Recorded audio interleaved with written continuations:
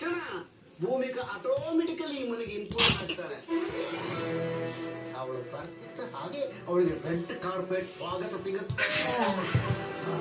ಏನೋ ಬಾರ್ಡರ್ ಅಲ್ಲಿ ಯುದ್ಧ ಗೆದ್ದು ಬಂದವಳ ಸಿಗುತ್ತೆ.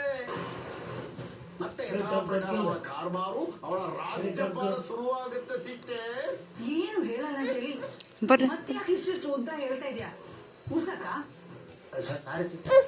ಹಂಗೆ ಬಂದ್ಬಿಡ್ತು, ಅದಕ್ಕೆ ಹೇಳ್ದೆ.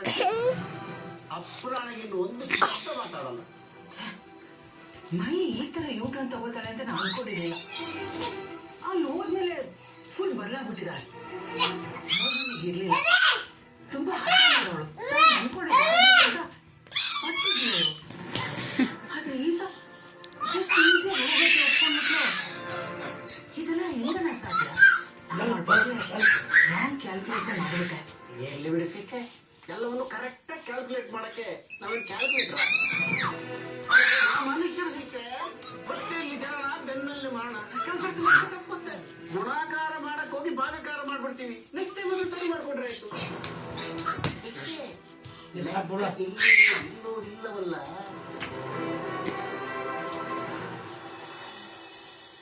ನೀವು ಕೋಪ ಹಠ ಎಲ್ಲ ಬಿಟ್ಟು ಒಂದಾದ್ರಲ್ಲ, ನನ್ನ ಕತೆ ಖುಷಿ. ಗಂಡ ಹೆಂಡತಿ ಯಾವಾಗ್ಲೂ ಬಂದಾಗಿರ್ಬೇಕು. ನಾನೇನು ಜಗಳ ಮಾಡಲೇಬಾರ್ದು ಅಂತ ಹೇಳ್ತಾ ಇಲ್ಲ, ಅದನ್ನ ಅಲ್ಲಲ್ಲೇ ಸರಿ ಮಾಡ್ಕೊಳ್ಬೇಕು, ಮುಂದುವರಿಸಬಾರ್ದು.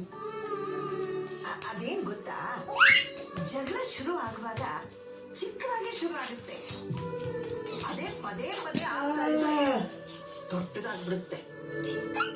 ಆಮೇಲೆ ಗಂಡ ಹೆಂಡತಿಯ ಮಧ್ಯ ಅಂತರ ಅದು ಒಂದರ ಗಾಯನ ಕೆಟ್ಟು ಜಾಸ್ತಿ ಮಾಡ್ಕೊಂಡಂಗಾಗುತ್ತೆ. ಅದು ನಮ್ಗೆ ಗೊತ್ತೇ ಆಗಲ್ಲ. ಸಂಬಂಧ ಆಗ್ಬಿಡುತ್ತೆ. ಕೊನೆಗೊಂದಿನ ಅದು ಸತ್ಯ ಮದುವೆ ಸಂಸಾರ ಮಾಡ್ಕೊಂಡು ಹೋಗ್ಬೇಕಲ್ಲ ಅನ್ನೋ ರೀತಿ ಡ್ಯಾನ್ಸ್ ಮಾಡ. ಹೆಂಡತಿ ಮಧ್ಯೆ ಇರಬೇಕಾದ ಪ್ರೀತಿ, ಕಾಳಜಿ, ಇವೆಲ್ಲ ಯಾವ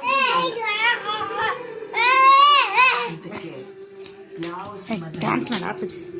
ಹೆಂಗದ ದುರಂತ ನೋಡಿ. ಯಾವತ್ತೂ ನಿಮ್ಮ ಮನಸ್ಸಿನಲ್ಲಿರ್ಬೇಕು, ಗೊತ್ತಾಯ್ತಾ? ಏನೇ ಆದ್ರೂ ನೀವೇ ಕೂತು ಮಾತಾಡಿ ಬಗೆಹರಿಸ್ಕೊಂಡು. ಅಪ್ಪಾಜಿ ಫೋನ್ ಕೊಡ್ತೇನೆ. ಕಿವಿ ಮಾತು ಹೇಳ್ತಾ ಇದ್ದೀನಿ. ಪರವಾಗಿಲ್ಲ ಅಜ್ಜಿ, ನೀವು ಏನ್ ಬೇಕಾದ್ರೂ ಹೇಳ್ಬೋದು. ಸಾಕ್ ಬತ್ತು.